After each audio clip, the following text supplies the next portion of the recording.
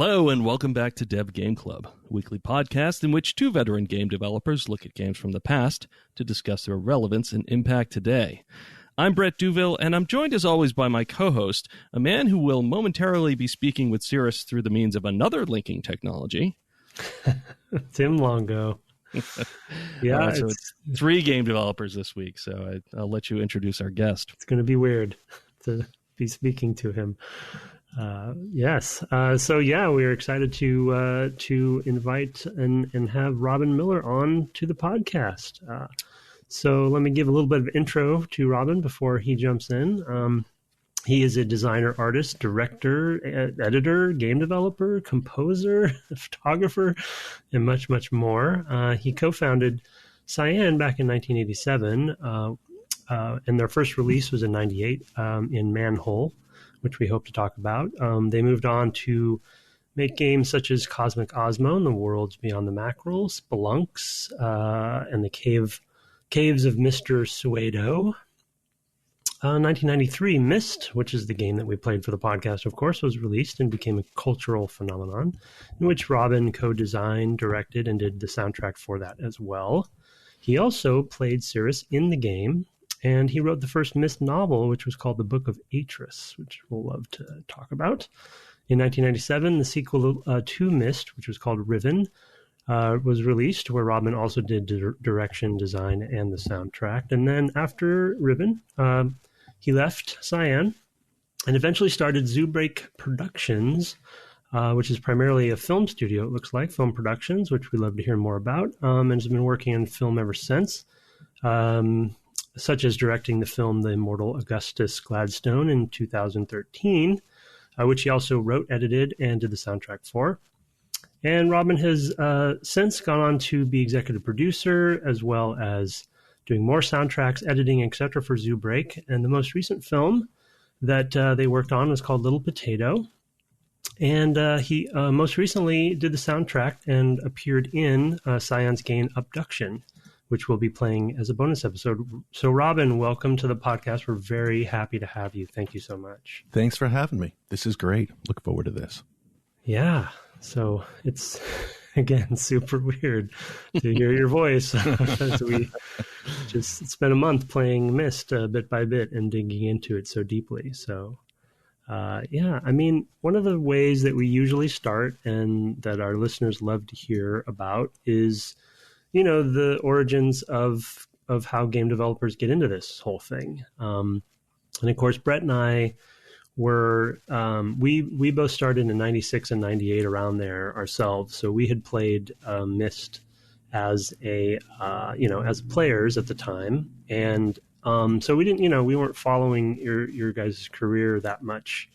So we had some guesses and we did a little bit of research, but we are notoriously bad at doing deep research for a fairly academic podcast. Sure. So why don't you give us kind of an intro to sort of how you got into game development and what your beginnings were?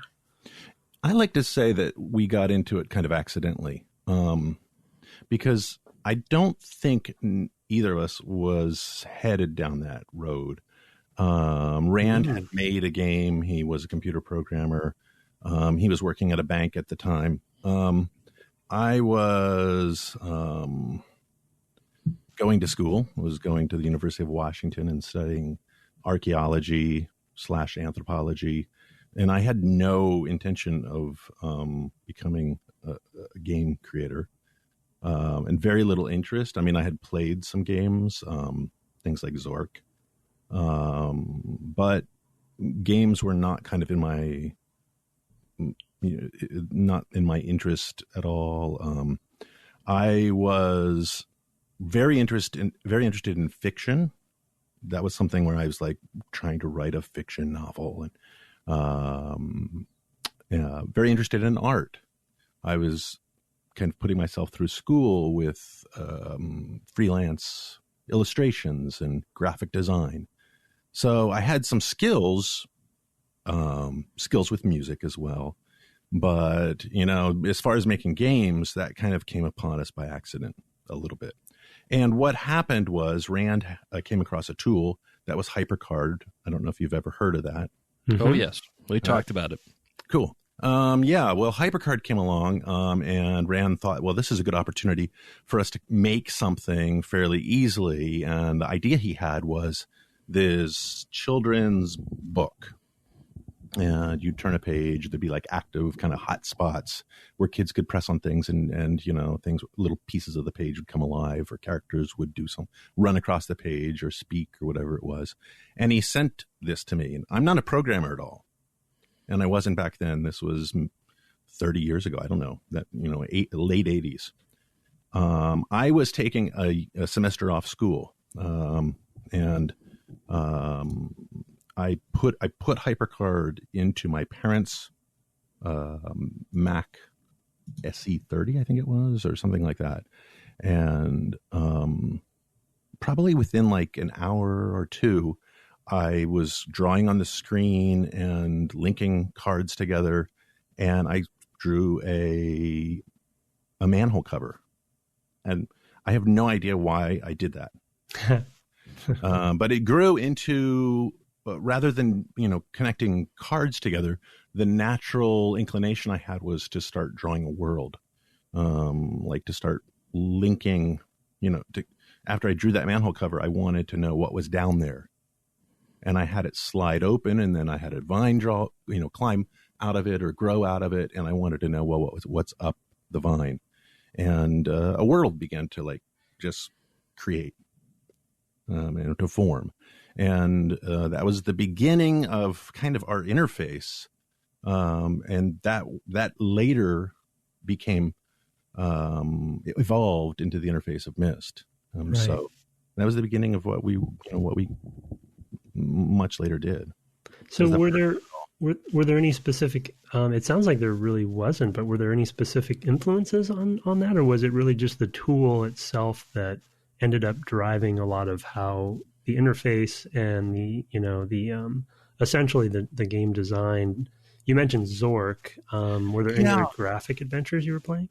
Yeah, no, I wasn't playing. The interesting thing about it is I really feel that the tool was very much like a canvas, a blank canvas, and it had no impediments to creativity. It didn't allow anything to get in the way. No technical impediments. It didn't hang you up at any point. Because like I said, I wasn't a programmer, but I was able to create that first screen or that first image, and then very easily, without understanding anything about how to link, without knowing how to link that one card to the next card, is what they called them back then. I could just very easily do that. And it just kind of allowed me the interface was so elegant, and it was all very invisible and clean, that I just was able to just go to town and just start creating. And I didn't really even think about the idea that I was creating a world. It just naturally occurred. Wow. And I just flew. I just this, I did this and that and this. I'm just I'll create, a fire hydrant in the distance. Oh, I'll put a door on it. Oh, I want to go inside the door. And I wanted to explore the world I was creating, and it was all spontaneous. And as I was creating it, I was exploring it myself. It was more for my own desire to explore the place, and I was having fun with no idea. And I never, ever intended that anyone would ever see it. In my mind, I was just learning how to use this thing and having fun. But it made it so easy. This tool made it so easy for me to do that.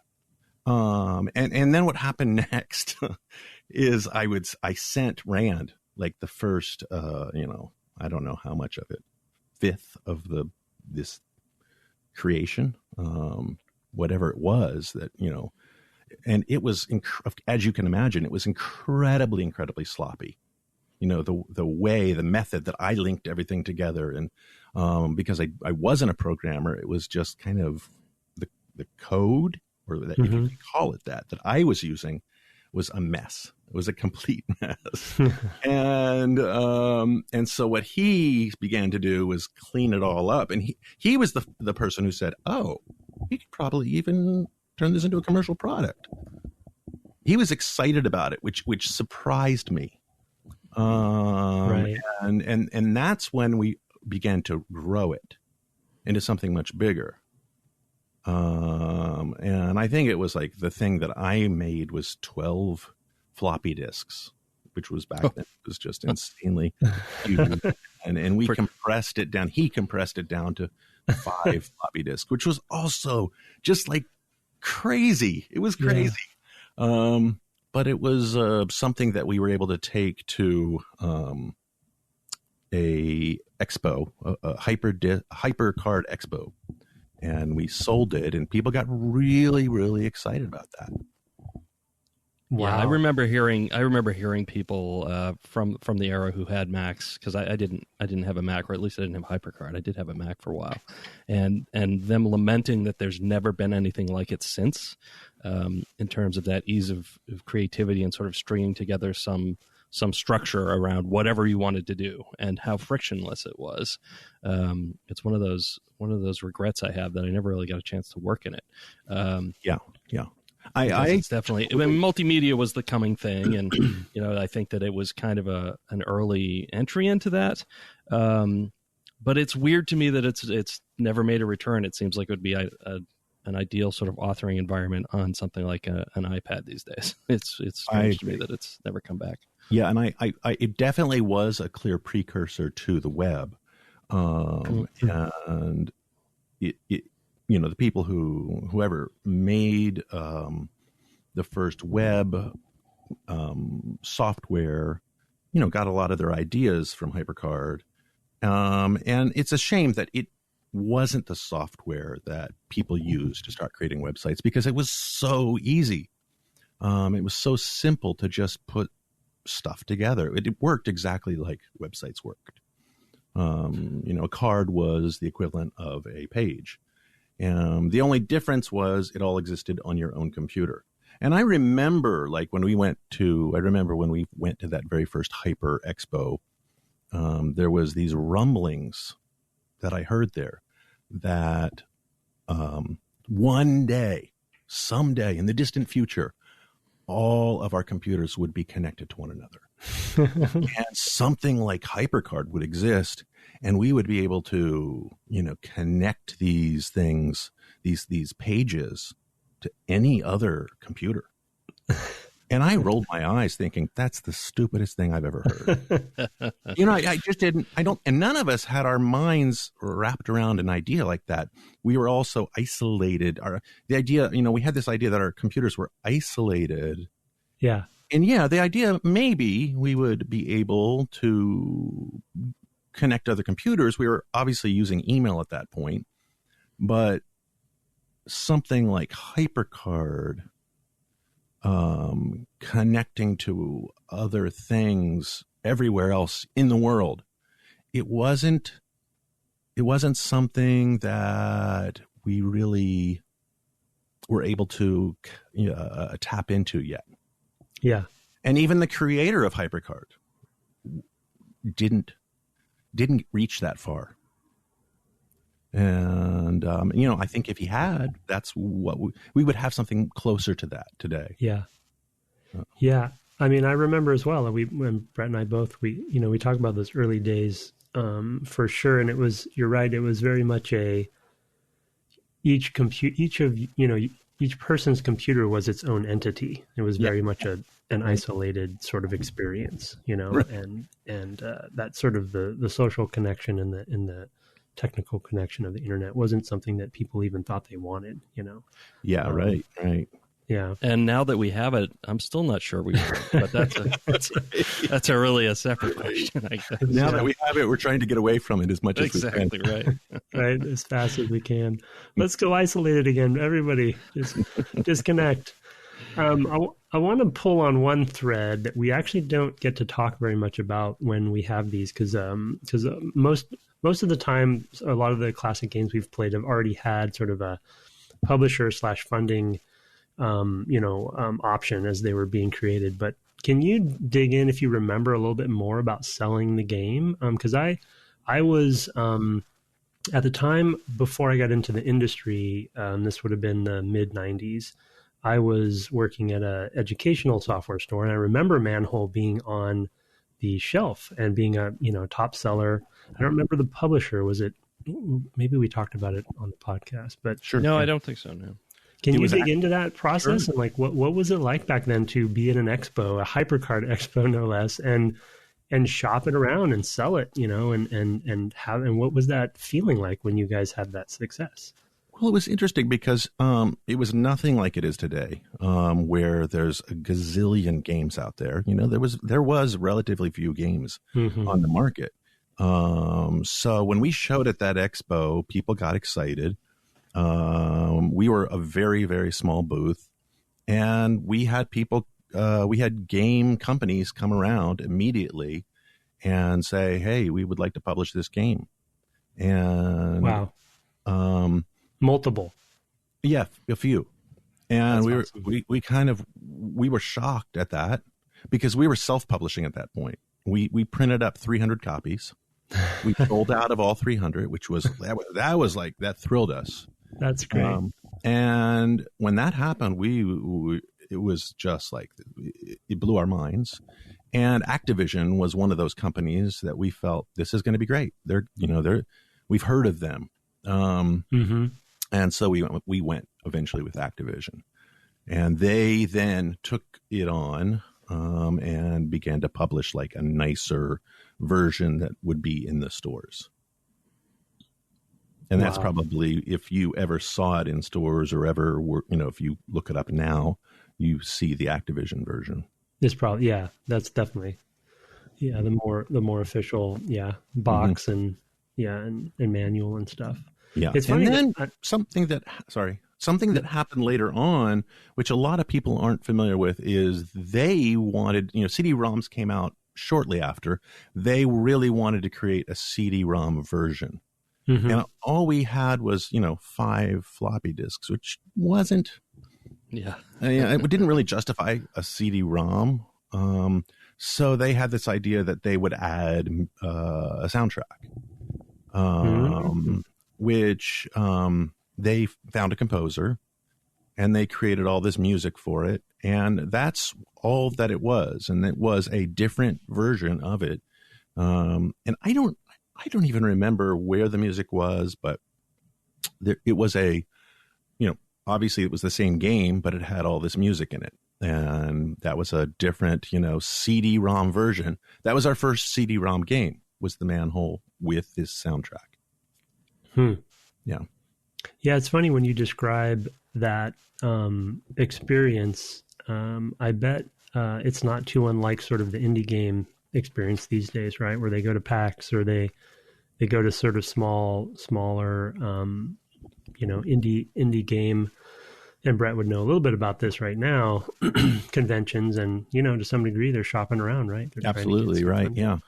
So kind of come full circle. Yeah. I mean, what amazes me most about like the difference between today and back then is that there was so little competition. Yeah. And even for MYST, when I look back at MYST, I mean, it was one of the reasons MYST was able to stand out so much when it came out, is it really, there wasn't much else. There were a few things, and they also stood out. Anything that had some amount of quality or there was something different about it, anything that people could put into their new CD-ROMs and they could show their friends, it was going to succeed. Yep. And MYST was one of those things. And MYST also had a few other, qualities about it. And it kind of like, there wasn't video games were not a phenomenon the way they are now, obviously. So it was the right time in a real sense. Right. Yeah, we did. We definitely discussed that. And both of us remembering, and even how many copies from an OEM perspective were sold of MYST, and how it just was one of those games that just came with your CD-ROM, and everyone was getting CD-ROM drives, at the time. So I'm sure that did really well Interesting, for you guys as well in that regard.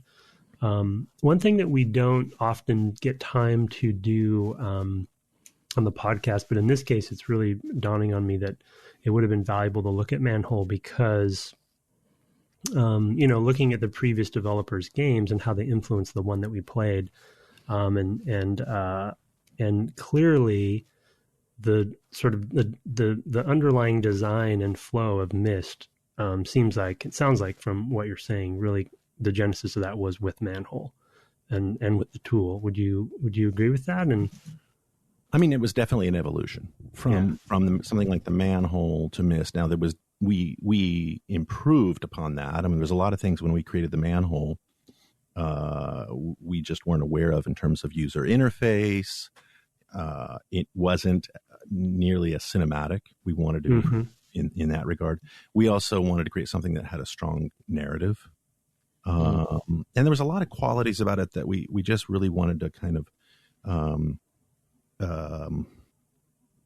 see what we could accomplish in regards to this medium that we had not previously even begun to experiment with. And with MYST, we tried that. I'm not sure we succeeded, but we at least tried it, and I think people appreciated that. Right. And that ties into story. Some of that also ties into just the gameplay. And so that was all there. That was all part of the package.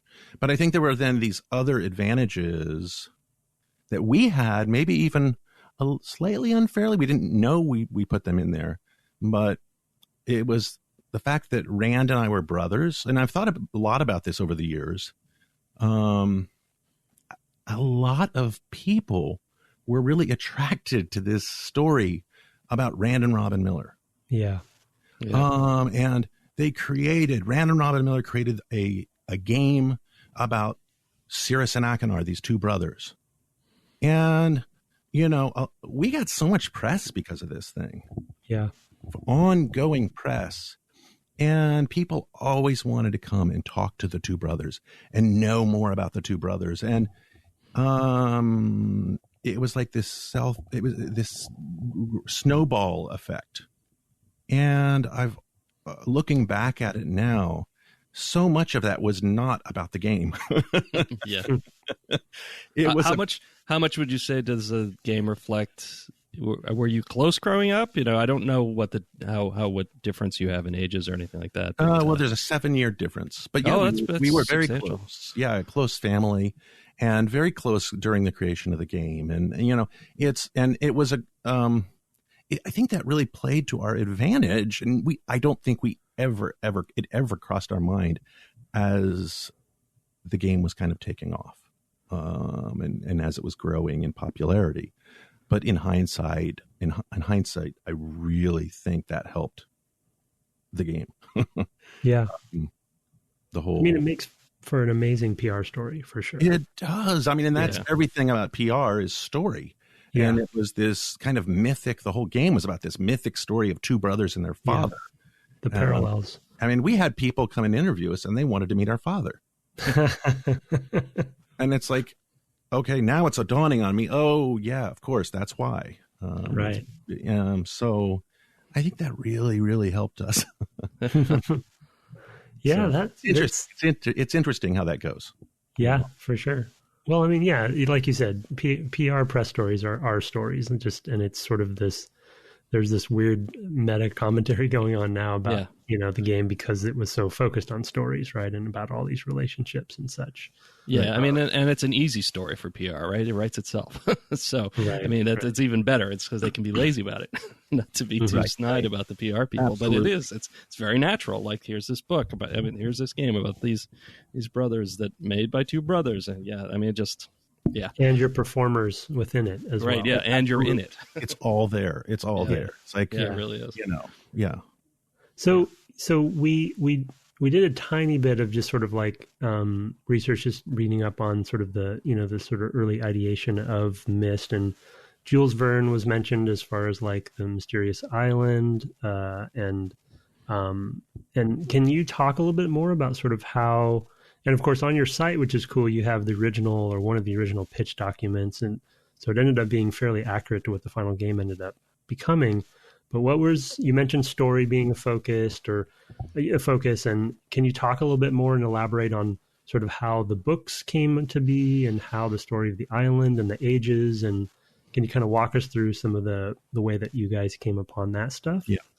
Well, to some extent, it's almost impossible for me to nail down what it was, because I think, we were both throwing in all of our influences into some sort of big pot and then and choosing stuff out of that, like a soup, or, like, as they might say. But, and that's really what it was like. I think to some extent, our earlier products were one of those influences, clearly. But, if you want to try and nail down clear influences, that Jules Verne influence was one of them. It has to be one of them because it took place on an island. It was a clear mystery. People were dropped onto the island. You start off this book, Mysterious Island, and they're there and they have no idea why they're there. And these weird things start happening. And there's one character who is kind of creating all these puzzles. And it kind of like, we were going to do something like this anyway, but it created it was just sort of this background inspiration. Right.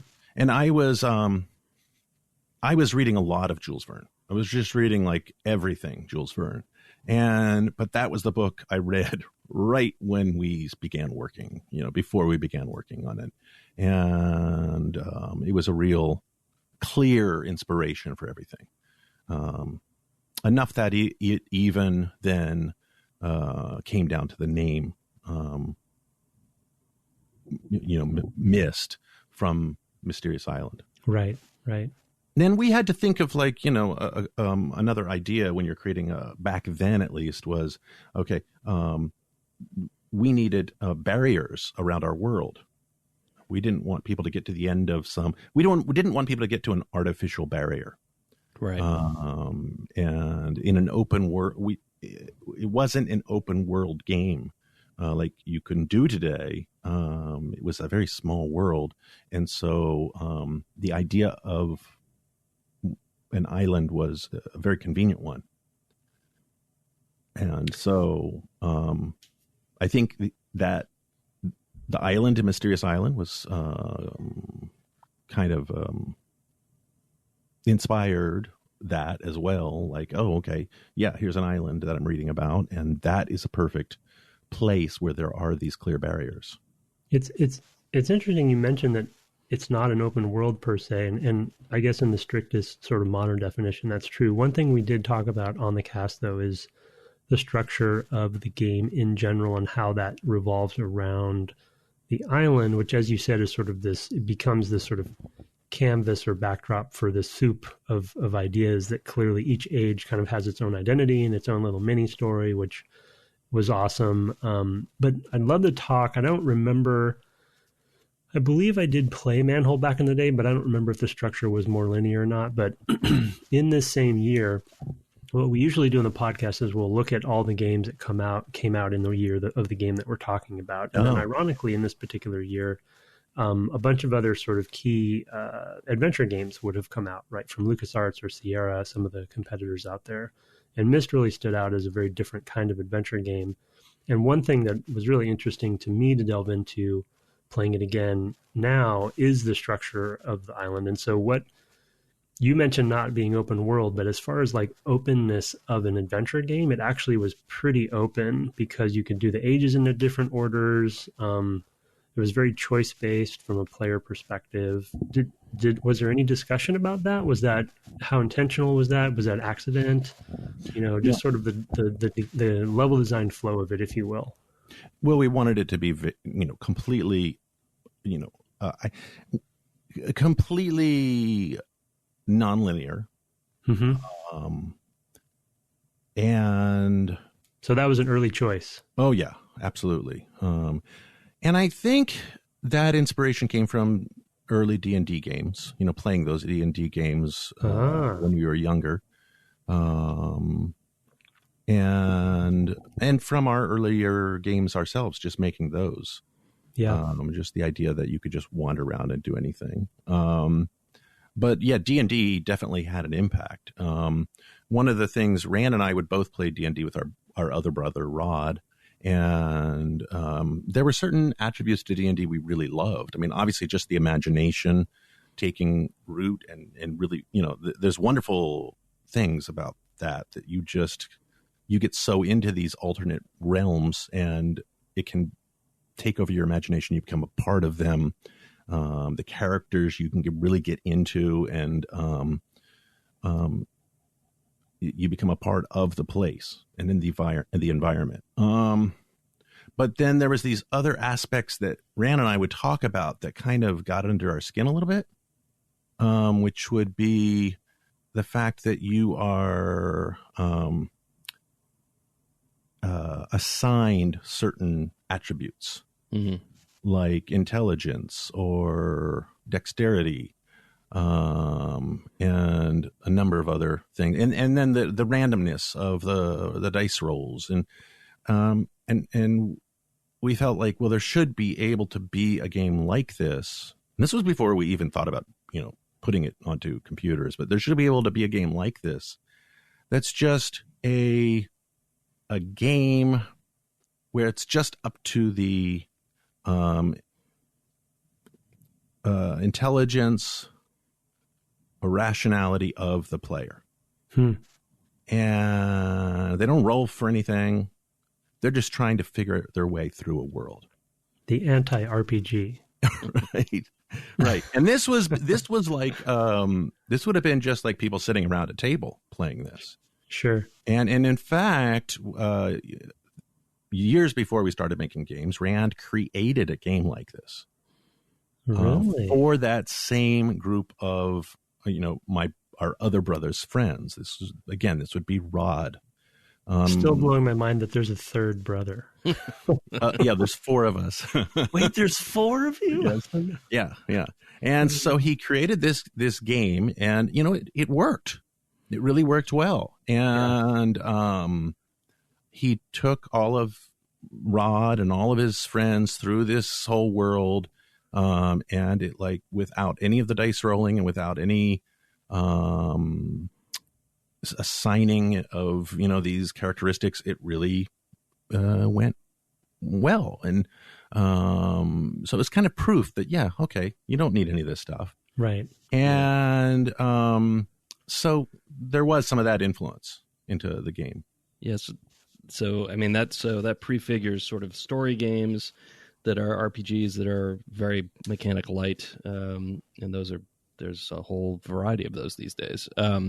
I played in one once that was very light mechanically, but was great because the other players, we would get into situations, we were split up frequently to accomplish goals, and the other players would have to role play the people that we would be interacting with. They'd be like, okay, you're this now, you're this person, and anyway, to get back on topic. So I have a couple of questions about Jules Verne and Mysterious Island. Sure. One is, who is reading Jules Verne in 1993 other than you? So it's just kind of like, how did you get to Jules Verne, I guess, is the question. And then, but the other question is there's a pretty substantial difference between the Verne novel and sort of the loneliness of the solo player, I think, in MYST. So I want to kind of, first of all, I'm just curious how you got into Verne, because it's just not a thing I think of happening anymore. But then also, how you got away from sort of the more party of guys, right, in Mysterious Island, because I read the first few pages out of curiosity. I don't know why I started reading. I mean, I was reading all these like 18th, 19th century books and adventure novels and just all kinds of, I guess, what would have been cheap, pulp fiction. Sure. And really enjoying them. And, but the Jules Verne, the old science fiction stuff, really, I just loved that stuff. I don't know why. I don't know why I liked that stuff. It was just like, a lot of Sherlock Holmes, Sure. Arthur Conan Doyle, all that stuff. Yeah, I have no idea. So the Holmes, I think a lot of people, that influence kind of comes through a bit, actually. Yeah. Picking up on clues. Yeah, that's a good one. Mm-hmm. Yeah. So, there was all of that, and of course, I think ideally something like a MYST would be a multiplayer experience. There's a lot of things that we were not able to do just because of the technology at the time. I think to do something like this again, and many people have done it since, you create something that many people can play along with, and there's a lot of things, even just technically in MYST, we had to do it a certain way because was all we could do at the time. So so one of the things that, and this is definitely switching gears in a kind of major way, one of the things that kind of stood out to us as kind of different from other adventure games of the period is that there was more interactivity for interactivity's sake, I'll say. Just little objects that do something weird, but weren't Chekhov's gun, right? They weren't there for any particular purpose. And I'm curious about that decision because it stands out to me as different from the time. Can you talk a little bit about how those kind of got in there? And that's not a judgmental thing. I'm just curious because it really stood out. So can you give me an example? So, you might go to like Akinar's room, and he's got some device that the table folds up like a pair of jaws and like clamp, clamp, clamp, and then opens flat again. It has no puzzle purpose. There's a number of those. There's in every world. There's something like that, right? Yes, mostly in the rooms, in the brothers' rooms. Like I think Cirrus has those gems, right? Maybe that was.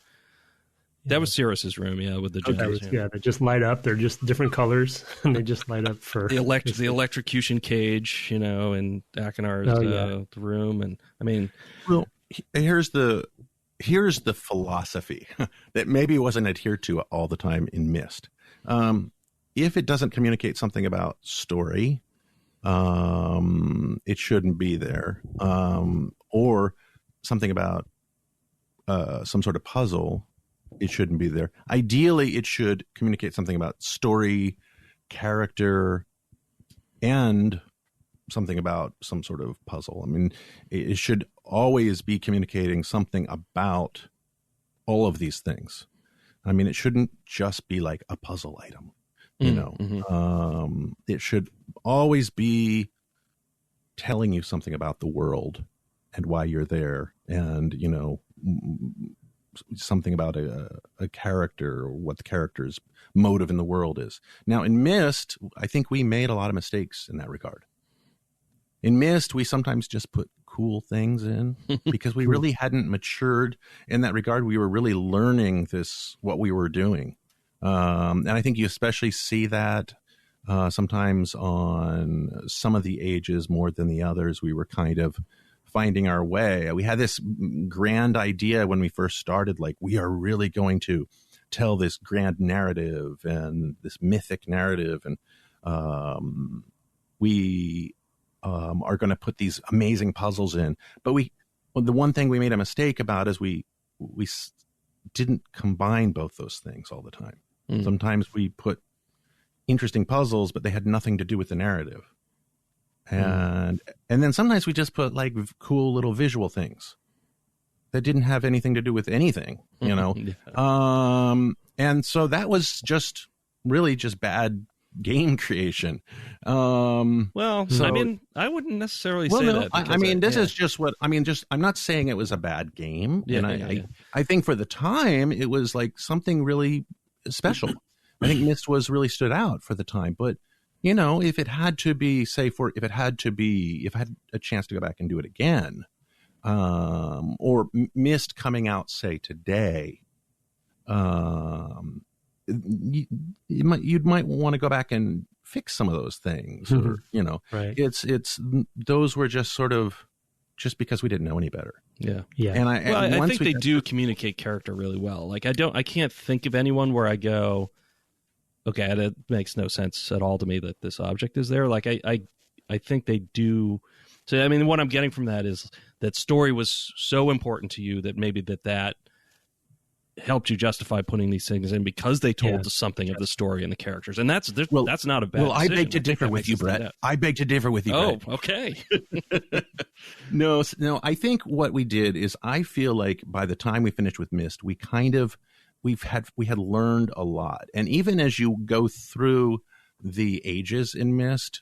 Like we were getting through the different ages and we were really learning a lot about, how these, how narrative and puzzle combine and how we could combine them to tell more about the story and the characters. And by the time we got to Riven, it's like we had to stand back and say, wait, let's take a more holistic point of view. Let's take a more holistic view of all of this before we even start designing. Let's really design this thing and, let's enter this and let's enter this design process and really make sure that every little piece of this thing is going to say something, is going to have meaning and say something about who these characters are. And in a way that maybe MYST didn't do. And that's okay. That's okay that MYST didn't do that. MYST was really, really good for its time. And it was our first foray into that realm. But and I'm not being all down on MYST. It's just like, everything is a step. Every one of those things was a step forward. Right. You can see the progression that you guys had as you were developing. Yeah. Well, out of curiosity, you mentioned learning throughout the process. What, I'm just curious, what order, do you remember what order you developed the ages in from a chronological development perspective? Yeah. Well, MYST Island was the first one. Sure. And then we did, I think Selenitic was done in tandem with, the boat island, which I'm forgetting the name Stone of right Ship. at the Stone Ship. Thank you. And then Channelwood was done in tandem with, mechanical. Actually, it might have been vice versa on mechanical and Selenitic. And then we went back and started working on MYST Island again and started like repairing things we felt needed to be changed. But there were things then, but then there were things on MYST Island that we kind of were cringing about at that point. Like, but it was too late. But it was okay. It was okay. Because nothing's ever 100% there. And we, I mean, for the most part, we felt really great about it. Yeah. Oh, and you should. Yeah. Yeah. I was curious on that question because maybe it sounds like Channelwood was in the sort of latter part of the development of the ages, which is that what you're saying? And that makes sense to me because I feel like that one was the most, for me at least, my favorite and one of the most refined when it comes to how the whole age is its own Channelwood puzzle. was one. It was one of the latest. Yeah. Yeah. That's cool. Yeah, it's interesting to even see the evolution within the game in that way. That's kind of interesting too. Yeah. Mm-hmm. Well, I was going to shift gears to two related but separate from what we've been talking about, kind of big topics, if you don't mind. Sure. I want to talk about full motion video and QuickTime, and I also want to talk about sort of macromedia and making the three-dimensional aspect of the world, at least the renders of them, because there was such a big departure from your previous games. And I think we talked a lot about another reason that this game stood out, like you mentioned as well earlier, for CD-ROMs, of just how it was just a splendor to watch, and it was one of those games that you would show your mom because like, look at what this computer can do.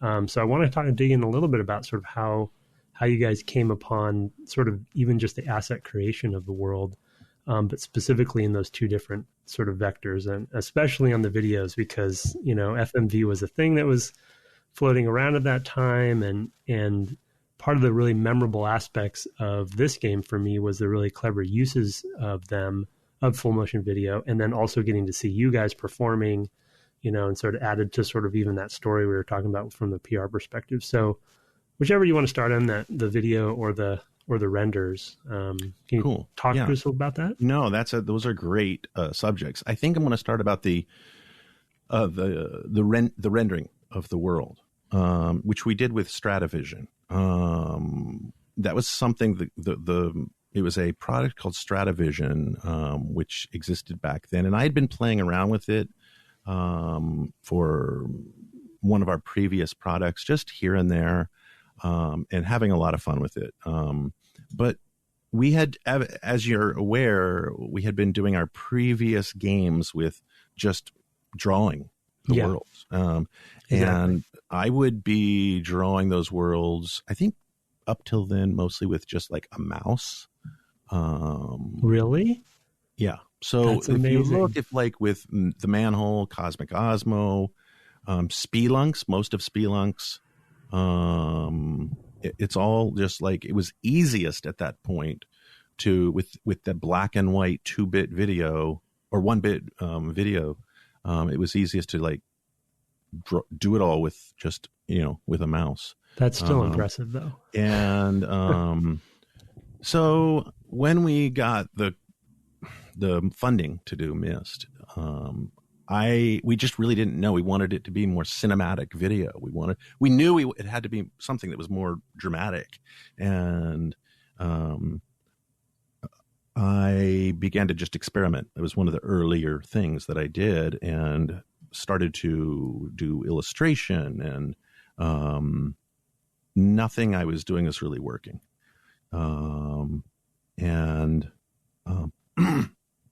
So I thought, well, I just didn't know if Stratavision could handle sort of these big worlds, and really expected that it would not handle the worlds.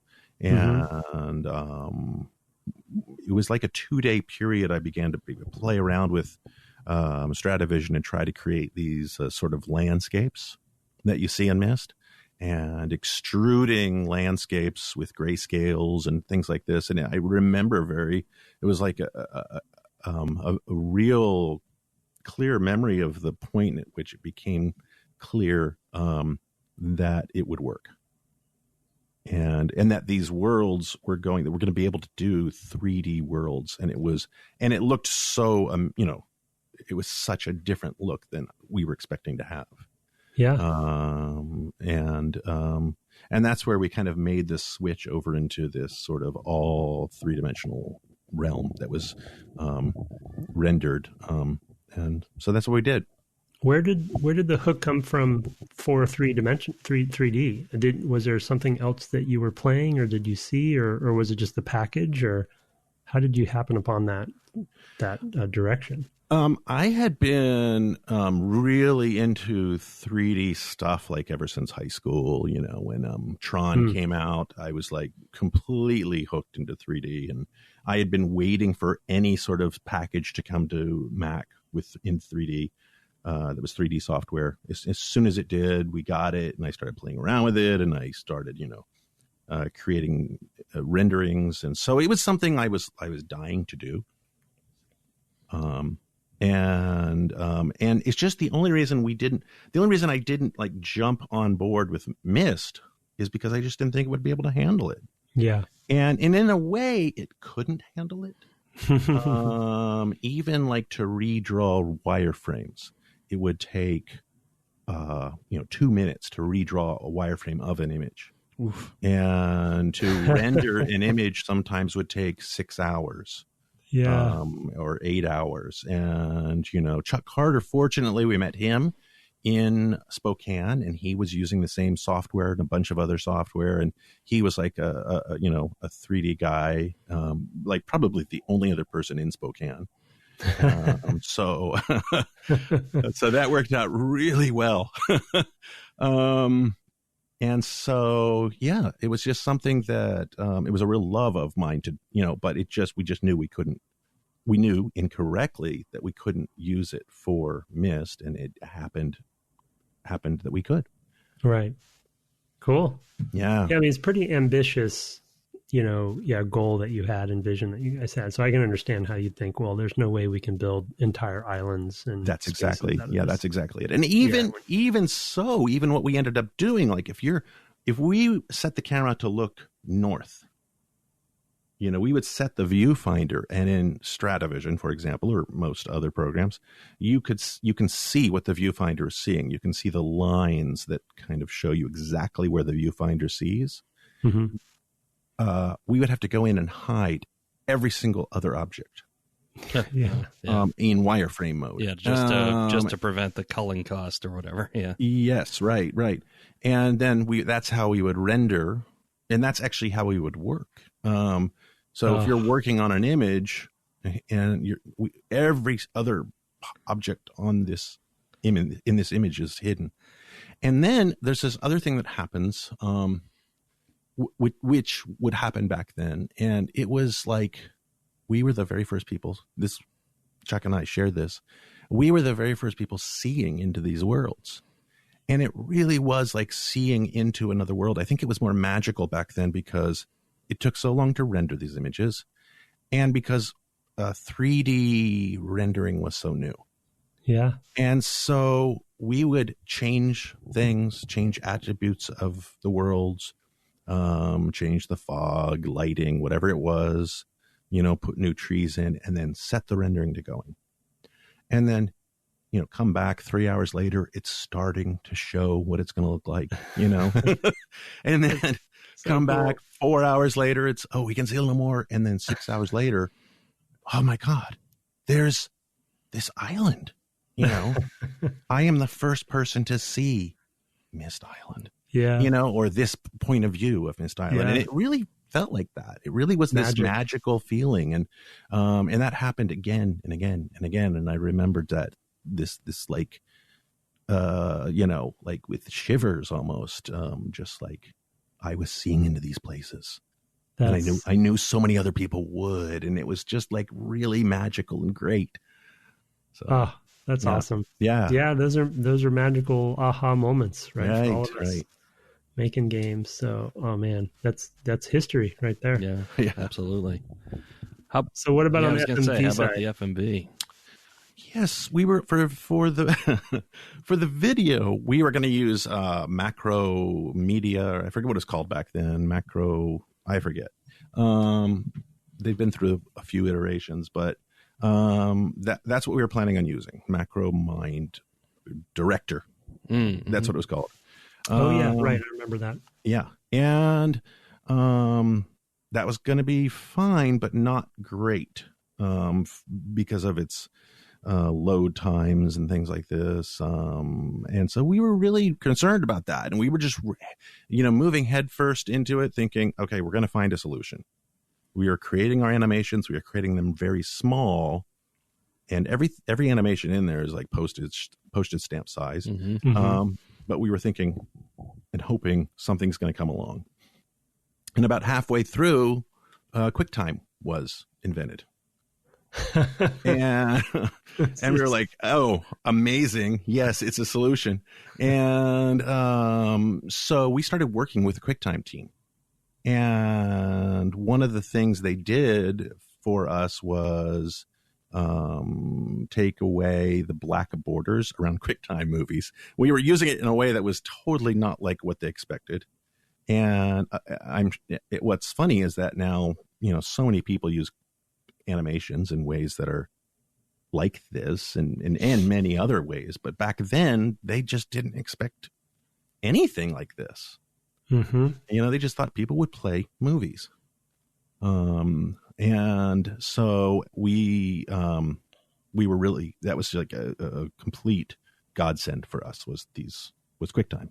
It really made it possible, It's rare to have, often, game developers are creating their own tools or proprietary engine, aspects or what have you. But to have something invented in the middle of your production that enables you to to achieve your goals is pretty hilarious and awesome. To have Apple invent it. Something. Yeah, to have Apple invent something like QuickTime and then to be able to work with them. Yeah. It was like we were so fortunate. And we were able to work with a HyperCard team. That was also fortunate, Yeah. We were so lucky with that. So, yeah. Yeah, I mean, you're probably pushing the limits on a lot of things as well. And they just... We definitely were. Yeah, I mean, that's one of the things that happens is that you end up pushing the technology, and the people who make it are like, oh, wow, I never thought it would do that. That's amazing. Let me help you. You run into that today, even just with 3D graphics cards or things like that, if you work with a big team. Or console hardware for that matter. So, cool. Yeah, it's a thing.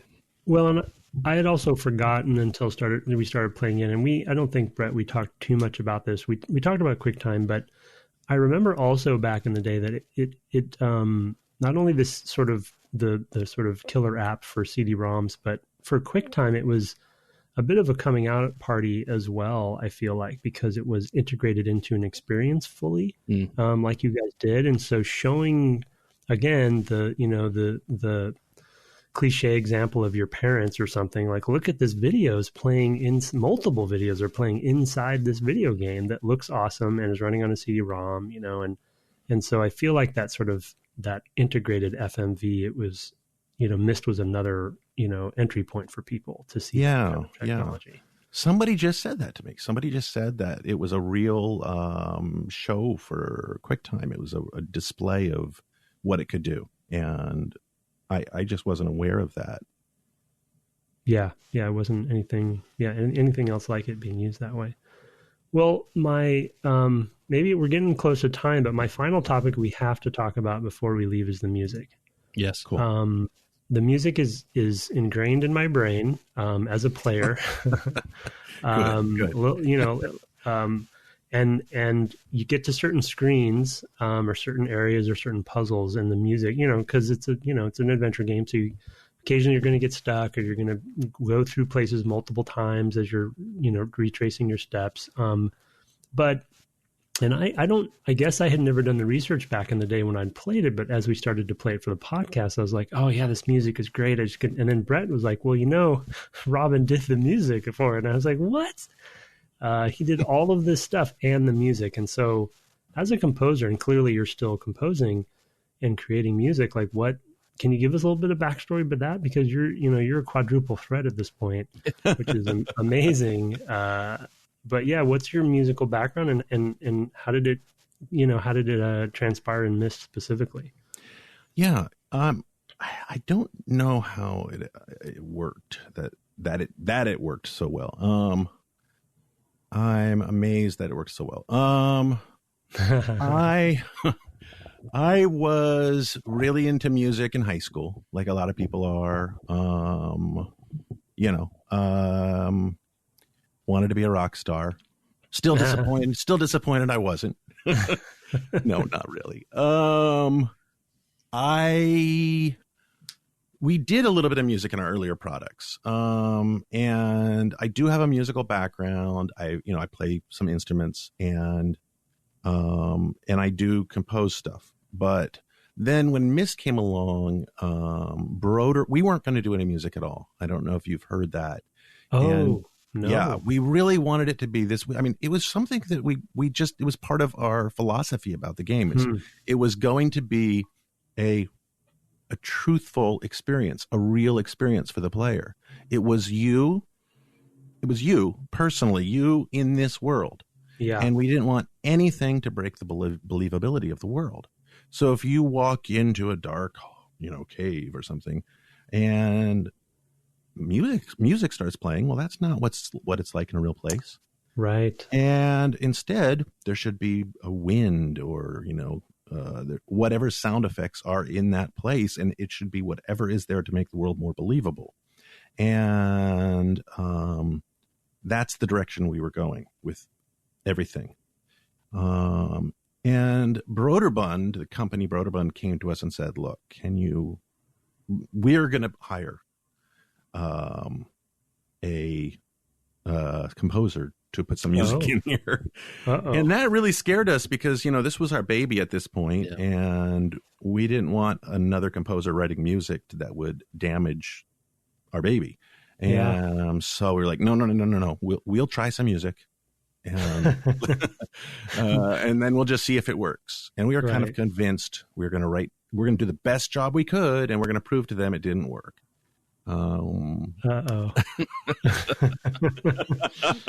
Right. So we tried some music and we put it, I think the planetarium was the first place I wrote some music. And it was like, oh, okay. Yeah. They worked. proved it to you. Right. So we started writing music for the whole thing, and I started writing the music, and that's how it evolved. Yeah.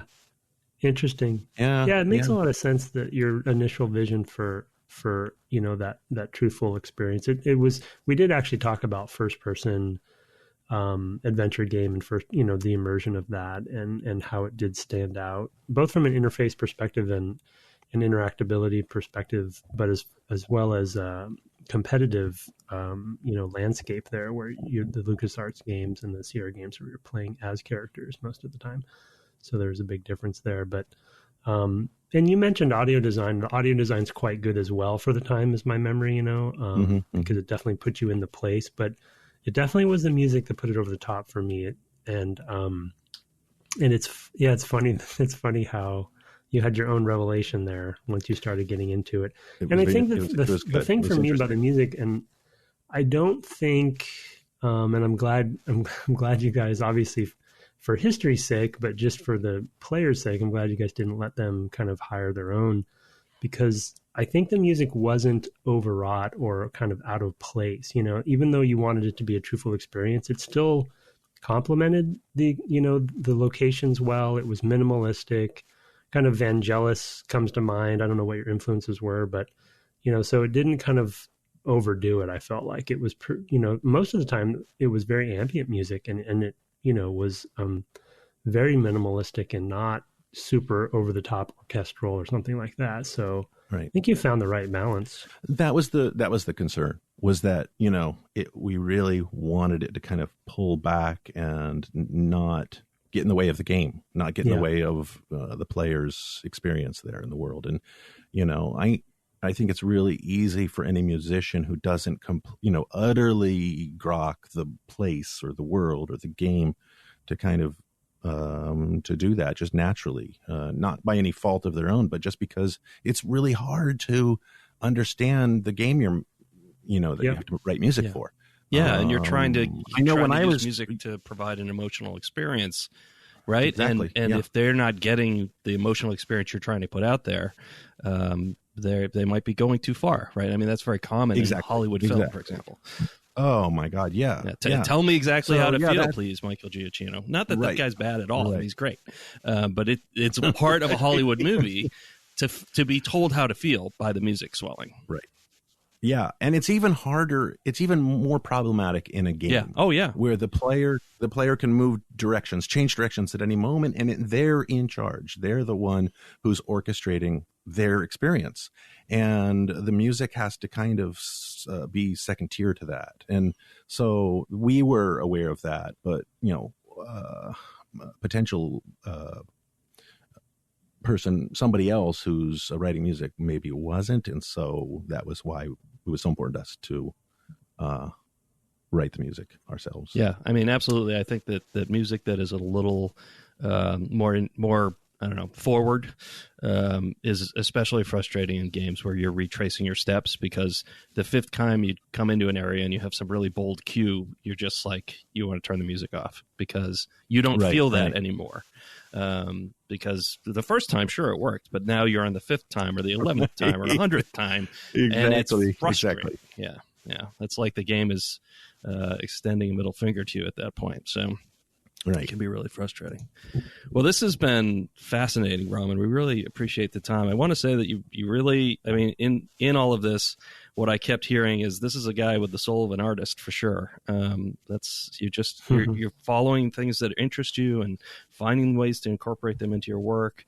And it's just, I don't know, it's just really refreshing to hear that. It's good, I think, for our listeners, especially those who are interested in getting into games, to say, look, go out there and find things that you're interested in and passionate about, and find ways to pull it into what you do. And that's just really great. I mean, like exploring and finding your way through the manhole is a really interesting story as well. I mean, it's just wonderful. Well, thanks for having me on. This has really been a great talk. Appreciate it.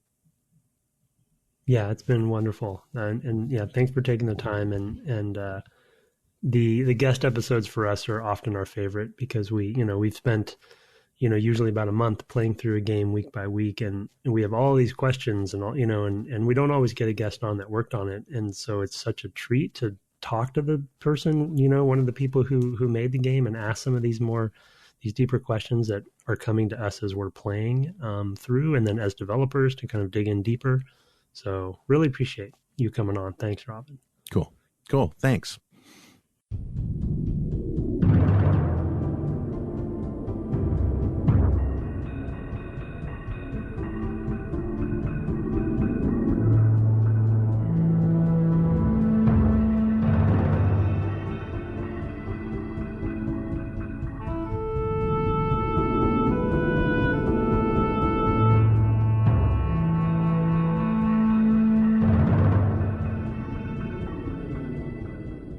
Welcome back from a very short break. That was fascinating. I really meant it at the end when I said he, has the soul of an artist, because it just came through of like, oh yeah, and I was noodling around with this, and I tried that, and also I was in music, and I just figured out this HyperCard thing. Yeah, unbelievable.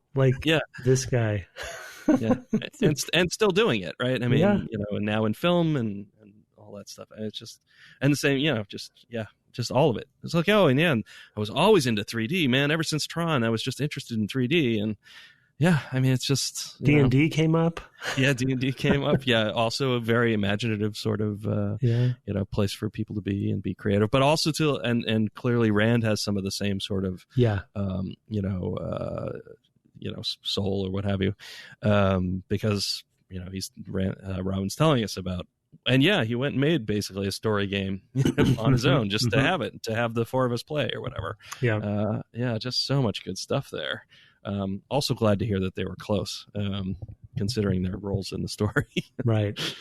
Yeah. It's such an interesting. I'm flabbergasted that we got to have one of them on too. Just it's always. I think I say this probably every time, but it's always crazy when we get a guest on from a game that was so influential, especially not only just on the industry, but on me, playing this thing back then and before I got into the industry, not long before, but long enough. And then to hear them go through the process. And I mean, like some of the stories he told were like true trailblazing stories, we weren't sure what our solution for FMV was. And then QuickTime was invented. And you're like, what? Yeah.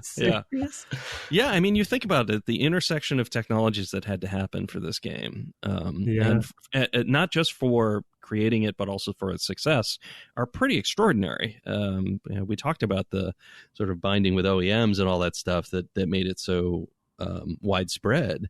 But even just in the creation of it, I had thought about HyperCard, and you had mentioned QuickTime. But but then also the 3D stuff, right? I mean, they just happened to be lucky that there was a product that matched their vision. And talking about and we had to hide all the objects that even though they weren't visible, that is such a that's right. That's because that's expensive to calculate that they're not visible, right. That's amazing. Yeah, I mean, that's the kind of trailblazing I'm talking about. Just the concept of 6 hours for one render, right? Just it's like, and to some degree, we still deal with that stuff, right? It's just a different problem space, right? When you're building the world or what have you. So, it's real time, but there's just they were just on the cutting edge of that, and it's sort of similar to some of the conversations I feel like we had with was it Mark? Oh no, who do we have on from Space Quest? I'm blanking now. Yeah, it was Mark. Yeah, Mark. Yeah, just just the early stories of them being in the Sierra offices and not really knowing what they're doing. They didn't have any, and it's often the case probably for trailblazers like this, but they just had no idea, right? They were just trying to push the boundaries of what they had in front of them, and use the tools. Also cool stories to hear, that they were working directly with Apple and with HyperCard, to because they had already made a name for themselves, probably, right? And they were pushing those boundaries, and that's another good sign. Just like people work with NVIDIA today or what have you. So, yeah, exactly. Yeah, that's what I was kind of thinking of, is that that you have that happen. It just games are usually pushing, right? Games are usually trying to go farther than using these tools and these technologies further than anything else, and so.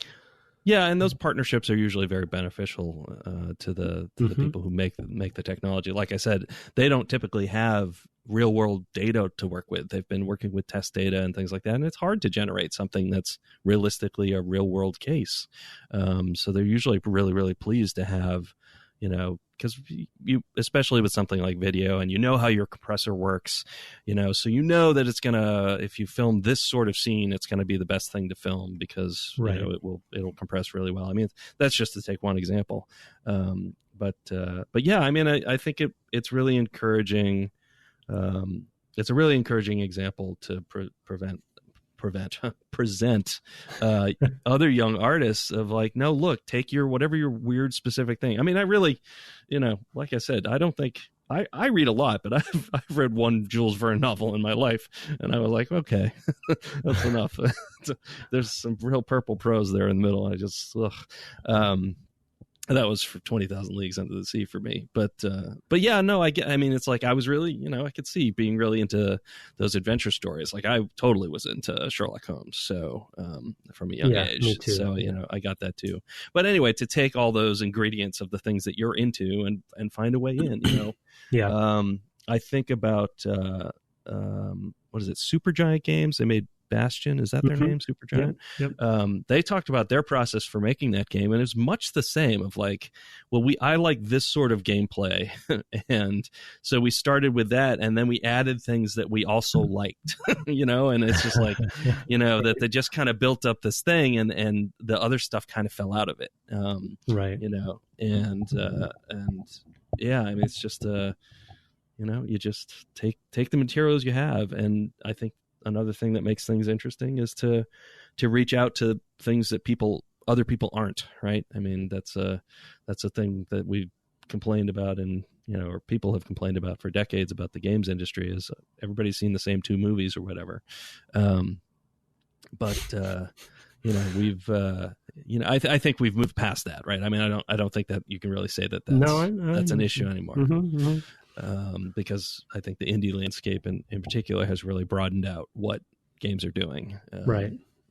Well, and I just think MYST is such, like you said, it's such a distilled down example of a holistic story of making a game, in so many aspects. And we talked about the sort of the brother connection and the PR side of that, which I think was really interesting to hear from Robyn himself. Yeah. About how much of an impact that had on them, and how much it kind of gave them a lift, but wasn't even as much about the game all the time. And so that's something we couldn't have gotten without talking to him, but it's also ingrained in the game itself, every aspect of it, and the fact that he did the music and the way that it came upon HyperCard with Manhole, and the whole story is just such a cool distillation of game development. And then it's a big success as well, right? So yeah. I mean, it's probably in the PC sales, it's probably in a pretty high up there of all time, I would think. Yeah, I think it's only number 2 to The Sims, right? I think. Yeah. I think. Well, it was number 1 until The Sims. Yeah, and I don't. Beyond that, I'm not really sure what else has gone up that high, but it wouldn't be too many things. So, yeah, right. Yeah, it's still And it's still selling, probably. Right. To some degree. And we're bringing it to a whole new generation of players ourselves. So hopefully. Yeah, I hope so. I hope people played along. I know I was streaming today, and people have been talking about both playing that and Abduction, which is what I was streaming. Nice segue. Yeah, thank you. It's got its hooks into me, man. Oh, good. Yeah, I really, really like it. We'll talk about that more cool. next week. But yeah. I think you'll like it a lot too. There's a lot to talk about there, I think, and it's having Robyn on to talk about the music and all that. We'll probably touch on that next week as well, because that will be our other bonus episode. Mm-hmm. So, do you have anything else you want to say before we sign off? No, I think that's it. I'm ready to roll. Ready to have your good night. Yeah. Okay. In that case, we're going to next week turn to Abduction from 2016. It was, I don't know if at this point it still is, a freebie on the GOG summer sale, but I did tweet out about that on our Twitter account for the podcast, which is at Dev Game Club, where you can also find my co-host at Tim Longo Jr. with the JR at the end. I, of course, only occasionally am tweeting these days at Brett_Duville, but you can find me on twitch.tv/BrettDuville almost every day of the week. I usually take Fridays off, but on the weekends I play what we're playing, and next week that will be Abduction, so you can catch up with me there. Weekdays I'm still playing Lightning Returns, so whatever. Enjoy playing whatever weird games you're playing this week, and good night. Good night.